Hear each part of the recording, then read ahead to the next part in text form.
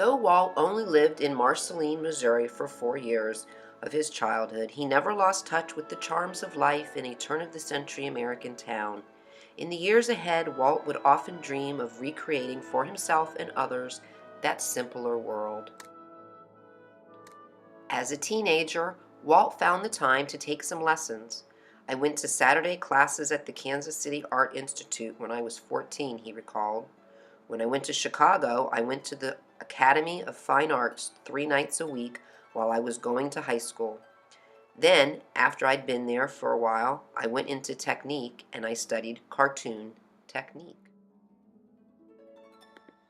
When Walt was a newsboy in Kansas City, he attended a screening of the live-action, silent motion picture Snow White and the Seven Dwarfs. Walt would never forget the story of Snow White and thought for years about how he could bring the tale to the screen in a way never before imagined. When Walt was a boy, one of his biggest heroes was Abraham Lincoln. From the 5th grade on up, he recalled, "I always came around on Lincoln's birthday to all the classes with my crepe paper hair beard with the mole, a stovepipe hat I made by using a derby and putting a cardboard thing on top and painting it black, and my dad's coat. I'd come in and go through the Gettysburg Address." When Walt was growing up, his family was just barely making ends meet. For Christmas and birthdays, Walt recalled, "My brother Roy was the one who would always see that my sister Ruth and I had a toy. Roy was one of the kindest fellows I've ever known in my life." As one of his earliest jobs, Walt sold candy and newspapers on the train out of Kansas City. After he began creating animated films, he dreamed of heading west to Hollywood. "I didn't have enough money to get my ticket," he recalled. "I used to go down and stand there with tears in my eyes and look up at those trains heading out to Union Station in Los Angeles." In July of 1956, Walt Disney and his brother Roy paid a visit to their hometown of Marceline, Missouri. While visiting the school he attended as a child, Walt was shown a school desk where his initials had been carved in.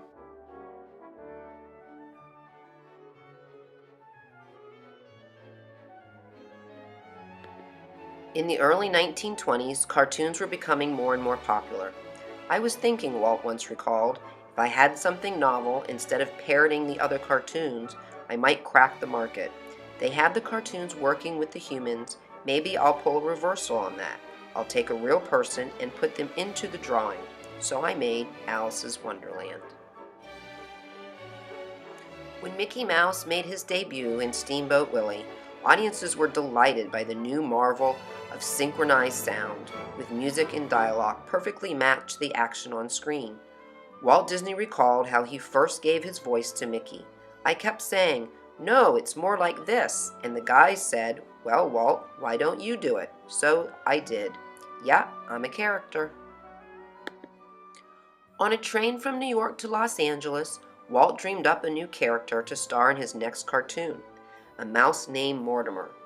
Walt's wife, Lillian, cautioned that Mortimer sounded a little pompous. In a moment that would change film history, she suggested the name Mickey. Though Walt was not a musical expert, he understood the emotional value music could bring to his animation.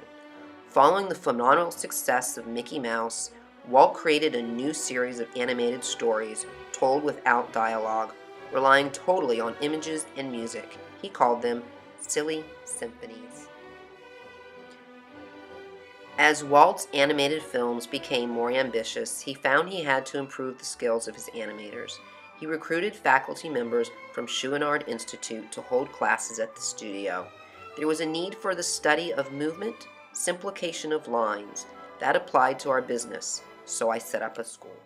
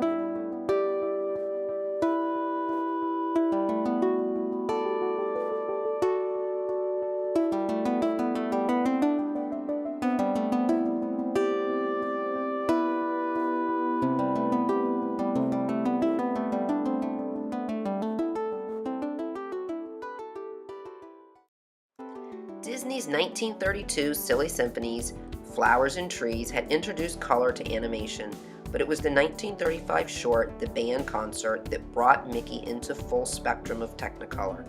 An instant classic, the short also featured the third appearance of a squawking star who was fast eclipsing all other Disney characters in popularity, Donald Duck. When Walt began working on the Snow White and the Seven Dwarfs, he knew he needed new storytelling techniques and experimented with a short subject called The Old Mill. I felt I had to go to a certain feeling of depth in things, and that is what is now called the multiple plane camera. We make the painting into several planes and then move the camera through, and that gives an illusion of depth. This is the plan for a super cartoon camera. We call it the multiplane camera. The problem was how to take a painting and make it behave like a real piece of scenery on the camera. The different elements in the scene were separated according to their varying distances from the viewer. With our original picture broken down in this manner, it is possible to control the relative speed with which each individual part of it moves to or away from the camera. When Walt proposed a full-length motion picture based on Grimm's Snow White and the Seven Dwarfs, he knew that the key to a compelling story was believable, sympathetic characters. The Seven Dwarfs were naturals for the medium. Walt explained, in them we could instill boundless humor, not only as to their physical appearances, but in their mannerisms, personalities, voices, and actions. Abstract art is what you feel when you see something, Walt once said about Fantasia. We'd come to a big burst of a big crescendo, and I'd see orange. It's funny, Stowowski, who was sitting with us, said, "Oh no, I see that as purple." Just the opposite, see? A lot of people have tried to really analyze the whole darn thing. We just got in and had a heck of a good time throwing it together. Walt wanted Fantasia to deliver a true concert experience, so his engineers installed the very first surround speaker system with 4 discrete tracks, mixed down from 8 tracks recorded simultaneously in the studio. In concept, Walt's Fantasound is essentially identical to the audio system in use today. Walt's instincts and ambitions were many years ahead of their time. When Walt decided to give his favorite mouse a starring role as the Sorcerer's Apprentice, he asked animator Fred Moore to help reinvent Mickey. Moore created a rounder, fuller, and cuter character, adding eyeballs with pupils that allowed for more expressive range. The redesign paid off, and Fantasia established Fred's Mickey as the mouse we know and love today. World War II had slowed studio productions to a crawl, but Walt, intrigued by South America, took a group of his best animators and a 16mm film camera on a grand tour of Mexico, Peru, Brazil, and other good neighbor nations. These high-spirited visits resulted in 2 feature films, Saludos Amigos and The Three Caballeros, which combined live-action travelogue with eye-popping animation. Walt always believed that the best way to educate was to entertain at the same time. Focusing on his passion for the world of animals, he put this idea to the test through a new breed of short films called True Life Adventures. The 13-film series went on to win 8 Academy Awards, taught the importance of our environment to new generations, and spawned the whole genre of today's nature films. Walt's desire to expand the horizons of animation led to the creation of his first 3-dimensional animated figure, Project Little Man. A 1/8 scale tap-dancing vaudevillian, Walt envisioned building a series of dioramas featuring these miniature animated figures, an idea that would ultimately lead to the creation of Disneyland. Shortly after Walt and his wife Lillian moved into their new home in the fashionable Holmby Hills area of Los Angeles, Walt built a steam train railroad that traveled all around the backyard. The little train's cars were big enough for adults and kids to ride on, and a trip on the Carrollwoods Pacific Railroad became a favorite treat for guests and friends. In 1934, Walt Disney announced to his team of animators that they were about to create the world's very first animated feature film. The masterpiece premiered in December of 1937, and Snow White and the Seven Dwarfs soon became the highest-grossing film of all time. Disney's next two feature films, Pinocchio and Fantasia, were released in 1940 amidst the height of World War II. While both films were considered technique masterpieces, their cost was far too high for a company losing most of its foreign markets due to the war. In 1941, Dumbo was produced with a more modest budget, followed by Bambi in 1942. When the war finally ended, Disney returned to its classical animated features and released Cinderella in 1950. Beginning in the late 1940s, Disney moved into the production of live-action features and television shows. This venture into live entertainment as well as advanced visual effects played a major role in the growth and success of the Disney studio, which was expanded in the 1950s to include sound stages and state-of-the-art production facilities. Around this time, films like 20,000 Leagues Under the Sea and Darby O'Gill and the Little People began a tradition of merging complex optical effects with miniatures and matte paintings to create rich fantasy worlds on screen. In 1950, Treasure Island became Walt Disney's first totally live-action film. Following the success of the film, the Disney studio began creating more adaptations of classic tales, as well as offbeat comedies like The Shaggy Dog and The Absent-Minded Professor. Walt Disney made his network television debut on Christmas Day, 1950, with the broadcast of 1 Hour in Wonderland, a special promoting the release of the animated feature Alice in Wonderland.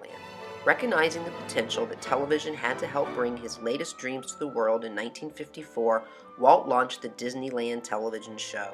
Every Sunday night, families eagerly turned in to watch Uncle Walt highlight a new land in Disneyland, followed by an animated fantasy, nature film, science feature, or live-action adventure. With this magical series, Disney programming became a Sunday night fixture for decades to follow. As the legend goes, Walt was sitting on a park bench watching his daughters play when he first came up with the idea for Disneyland. He imagined a magical place where both children and their parents could have fun together. The result was the world's very first theme park, Disneyland.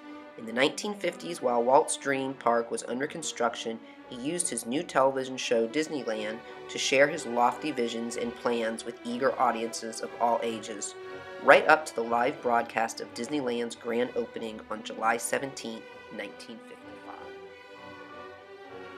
Just 1 year and 1 day after construction began, the original Disneyland opened to the public in Anaheim, California on July 17, 1955.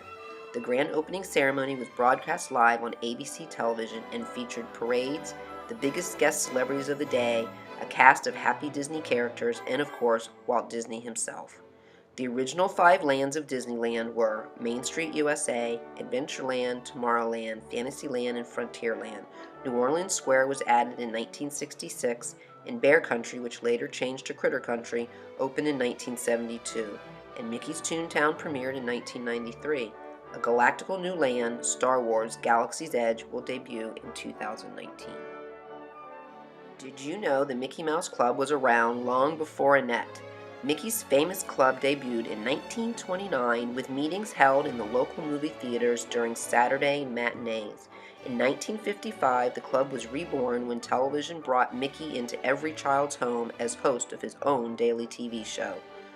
When speaking about his prospective Mouseketeers, Walt famously said, "I don't want kids that blow trumpets while they're tap dancing. I just want ordinary kids." In addition to showcasing Mouseketeer regulars, the Mickey Mouse Club also presented up-and-coming stars and concluded each episode with a new Mickey Mouse cartoon. Serials like The Adventures of Spin and Marty, Porky and the White Shadow, and the Hardy Boys were later added to the series and quickly became pulp culture hits. After the opening of Disneyland, Walt's dreams began to outgrow the Anaheim location, and he soon began to look east for a place to build a Disney World.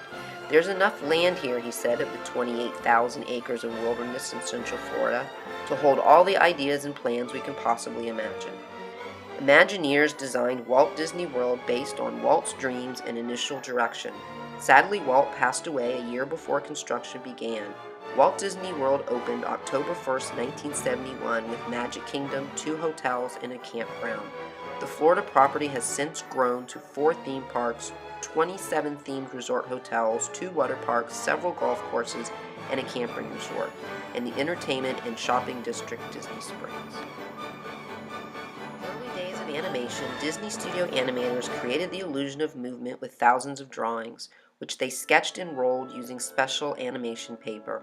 Once the illusion was perfected, another team of artists carefully inked the outlines of each and every drawing onto a clear animation celluloid, called a cell, then hand-painted the back of every cell to add color. After 101 Dalmatians was released in 1961, the animation process and industry was revolutionized forever. The film was a box office and financial success due in part to the introduction of less expensive and time-consuming animation techniques, such as the use of xerography, to eliminate the inking step by printing the animator's drawings directly onto the animation cells. By the 1960s, Walt was determined to use every technique and trick his staff had learned in the company's first 4 decades to make the impossible happen on screen. What resulted was one of the greatest film masterpieces of all time, Mary Poppins. When the film was released in 1964, it became an instant classic, earning an Academy Award nomination for Best Picture. For her portrayal of the iconic title character, Julie Andrews won the Academy Award for Best Actress, and the heartwarming songs of brothers Richard and Robert Sherman earned the awards for the Best Original Score and for Best Original Song, Chim Chim Cheree. The film won 2 additional Academy Awards for Best Editing and Best Visual Effects. Walt's love of new technologies and his lifetime admiration of Abraham Lincoln came together at the famous 1964 New York World's Fair, where Disney Imagineers miraculously brought America's 16th president to life. "We weren't creating a mechanical man," designer Mark Davis said. "We were creating the illusion of a man, an illusion of Abraham Lincoln." Since then, Walt Disney Imagineering has continued the illusion through numerous technological advancements and innovations with audio animatronics throughout the Walt Disney parks and resorts. The legendary 1964 New York World's Fair was an immense event featuring hundreds of pavilions sponsored by industry and nations from around the world. Walt Disney and his Imagineers were already working on several new attractions when they were approached by Pepsi-Cola and UNICEF and asked to create a salute to UNICEF and all the world's children. With just 11 months to design and build the new salute, Walt and his team rose to meet the challenge and debuted the delightful attraction It's a Small World just in time for the big grand opening. The happiest cruise that ever sailed has since become a staple in Disney parks around the world, reminding us that it is indeed a small world after all. In April of 1983, the very first international Disney theme park debuted, Tokyo Disneyland. Because Disney was already beloved in Japan, the park was met with enormous success and acclaim. The park opened with World Bazaar, Adventureland, Westernland, Fantasyland, and Tomorrowland, later adding Critter Country and Toontown. Almost a decade later, Disney debuted their second international park, Euro Disney, which was later renamed Disneyland Paris and is also known today as Disneyland. In 2002, a second theme park was added next door, Walt Disney Studios. Rather than lands, the park was divided into 4 studio lots. Walt always believed that the new knowledge from science combined with a growing understanding between nations would be the key to a better future. This idealistic vision materialized with the opening of Epcot Center in 1982.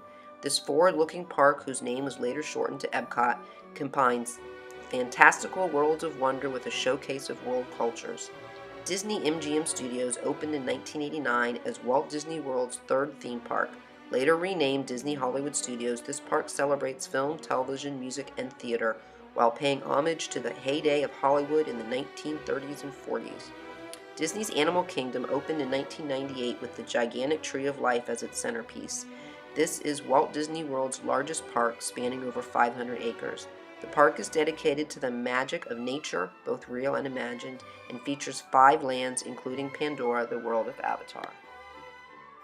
In September of 2001, Tokyo Disneyland got a swashbuckling new neighbor, Tokyo Disney Sea. Inspired by the myths, legends, and lore of the ocean, this beloved nautical theme park is home to Mediterranean Harbor, which opens up to 6 legendary ports of call. At Lost River Delta, guests can tour Indiana Jones Adventure, Temple of the Crystal Skull. At Port Discovery, guests can visit the Marine Life Institute and shrink to the size of a fish. At Mermaid Lagoon, guests follow the aquatic adventures of Little Mermaid. At Arabian Coast, guests can visit Aladdin and set sail with Sinbad and his tiger, Shandu, on Sinbad's storybook voyage. At Mystery Island, guests can go 20,000 leagues under the sea or take a journey to the center of the earth. Lastly, at American Waterfront, guests can experience some of America's most popular attractions like Tower of Terror and Toy Story Mania. In February of 2001, Walt Disney Parks and Resorts debuted a new theme park next door to the original Disneyland in Anaheim, California. A 72-acre site that was once the parking lot for Disneyland, Disney California Adventure celebrates history, culture, and spirit of California. Guests who visit can take a stroll down historic Buena Vista Street, race through the awe-inspiring Cars Land, soar around the world in a hang glider, and visit multiple California-themed lands including Hollywood Land, Grizzly Peak, Paradise Pier, Pacific Wharf, and a Bugs Land. Hong Kong Disneyland opened in September of 2005 on reclaimed land beside Penny's Bay. The park consists of 7 themed areas: Main Street USA, Fantasyland, Adventureland, Tomorrowland, Grizzly Gulch, Mystic Point, and Toy Story Land. The resort incorporates Chinese culture, customs, and traditions in its design, adhering to the design principles of feng shui. Located on a 900-acre plot of land, Shanghai Disneyland opened in June of 2016.